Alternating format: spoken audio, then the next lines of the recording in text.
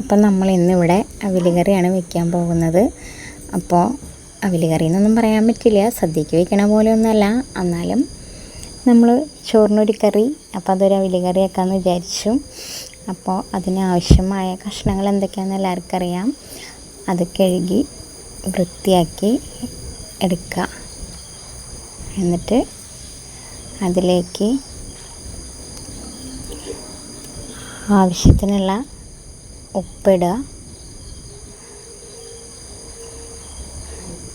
കുറച്ച് മഞ്ഞൾപ്പൊടി, മുളക് പൊടി വേണമെങ്കിൽ ഇട്ടാൽ മതി കേട്ടോ. ഞങ്ങൾ ചോറിനായതുകൊണ്ടാണ് മുളക് പൊടി ഇട്ടേക്കണേ, അല്ലെങ്കിൽ പച്ചമുളക് ചതച്ചിട്ടാലും കുഴപ്പമില്ല.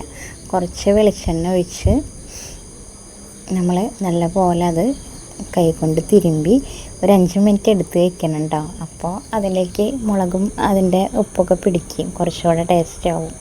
പക്ഷെ ഇവിടെ എടുത്ത് വയ്ക്കാനൊന്നും സമയം ഉണ്ടായില്ല. അപ്പോൾ ചോറിനുള്ള ടൈമൊക്കെ ആയതുകൊണ്ട് ഞങ്ങളത് പെട്ടെന്ന് കറിയാക്കാമെന്ന് തീരുമാനിച്ചു. അപ്പോൾ അതിലേക്ക് ആ കഷ്ണം വെവാനായിട്ടുള്ള വെള്ളം ഒഴിച്ച് സ്റ്റവ് കത്തിച്ച് അടപ്പത്ത് വയ്ക്കുക. അടച്ച് വെച്ച് വേവിച്ചാൽ കൂടുതൽ പെട്ടെന്ന് വെന്ത് കിട്ടും. പിന്നെ ഇടയ്ക്ക് നമ്മളൊന്ന് ഇളക്കി നോക്കണം കേട്ടോ. അതിന് ശേഷം നമ്മൾ പച്ചമുളകും ചുവന്നുള്ളിയും കൂടെ ചതച്ചതിട്ടു. എന്നിട്ട് ഒന്നുകൂടെ ഇളക്കി അടച്ച് വെക്കണം കേട്ടോ. അത് കഴിഞ്ഞിട്ട് പിന്നെ നമ്മൾ അതിലേക്ക് അരപ്പ്, ജീരകം, തേങ്ങയും കൂടെ. അപ്പോഴേക്കും കഷ്ണം വെന്തു. അപ്പോൾ അതിലേക്ക് കുറച്ച് തൈര് ഒഴിച്ചിട്ടുണ്ട്. പുളിക്ക് ആവശ്യമായ തൈര് ഒഴിച്ചാൽ മതി കേട്ടോ. എന്നിട്ട് നമ്മൾ അരപ്പ് തയ്യാറാക്കി വെച്ചേക്കണത്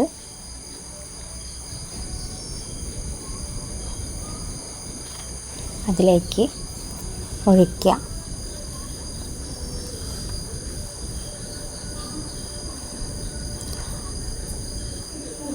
എന്നിട്ട് ഒന്നും കൂടെ ഒന്ന് സെറ്റാക്കാൻ വേണ്ടിയിട്ട് അരപ്പും കൂടെ അതിലേക്ക് ഇളക്കി യോജിപ്പിക്കുക. കുറച്ച് കറിവേപ്പിലയും കൂടെ ഇടണം.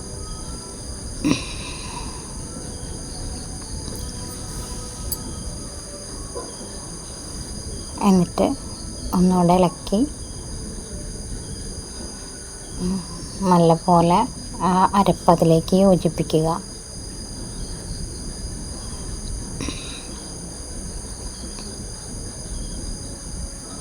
എന്നിട്ട് കുറച്ച് പച്ച വെളിച്ചെണ്ണയും കൂടെ അതിലേക്ക് താളിക്കുക. അപ്പോൾ നമ്മുടെ അവിൽ കറി ഇവിടെ റെഡി ആയിട്ടുണ്ട്. ഞങ്ങൾ കുറച്ച് ഗ്രേവിയൊക്കെ ആയിട്ട് എടുത്തേക്കണം കേട്ടോ, കാരണം ചോറിന് കഴിക്കാൻ വേണ്ടിയിട്ടല്ലേ. കുറച്ചുകൂടെ ഡ്രൈ ആയിട്ട് എടുക്കുമ്പോൾ ഒന്നുകൂടെ നന്നായിരിക്കും. അപ്പോൾ ആ കറി അതിലേക്ക് എടുക്കുമ്പോൾ അതിൻ്റെ ആവി തട്ടുന്നുണ്ട് കേട്ടോ, അതുകൊണ്ട് അങ്ങനെ ഒരു പുക പോലെ ഇരിക്കണം. അപ്പോൾ നമ്മുടെ അവിൽ കറി റെഡി ആയിട്ടുണ്ട്. ഇന്നത്തെ സൺഡേ സ്പെഷ്യൽ ഇത്രയൊക്കെ ഉള്ളൂ. അപ്പോൾ ഓക്കെ, ബായ്.